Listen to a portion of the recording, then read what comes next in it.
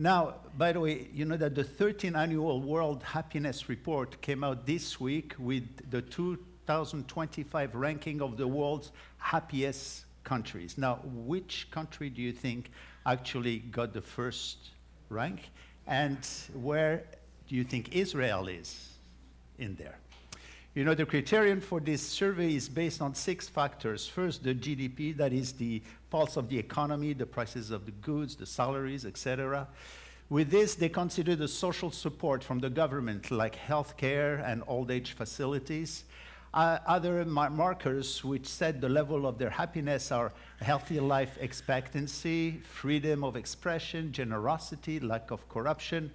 So which is the happiest country to live in 2025? It's Finland.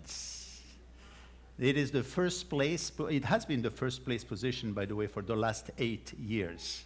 And how interesting, because Finland is known to have the second highest taxes in the world, something like 57%. So here's the thing, they trust their government to provide great social welfare system and include free medical health care and free tuition for universities. It means a lot when we can trust our government, right? Now, Canada is in the 15th place, up from the 18th place. That's pretty good. The US is the 24th place, down from the 20th. Now, no wonder that Trump wants to make it the 51 state, right? But now, where do you think Israel is?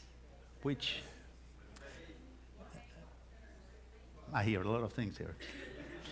Let's not forget that this country was at war throughout 2024 and the whole of 2025 so far, fighting up to 7 fronts, even within the country itself. She is also spending so much money for defense. It is estimated that the recent cost for the country is $67 billion, you know, this last war. So where is Israel ranking as the happiest country in the world? Actually, she is in the 8th place. Can you believe that? 8th place.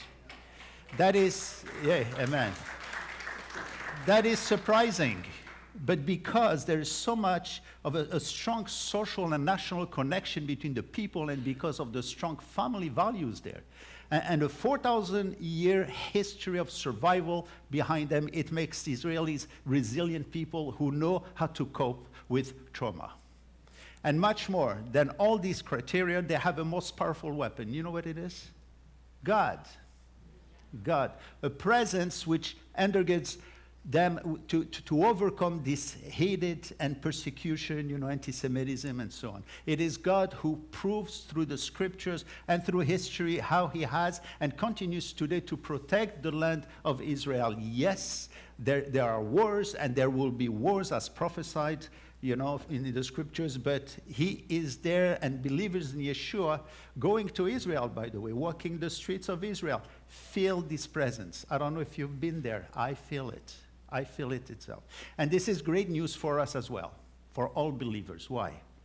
For God is the same yesterday, today, and forever. As he protects Israel, he protects you. Right? This is the argument of Paul in Romans chapter 8 and going to 9, 10, 11 when he speaks about Israel.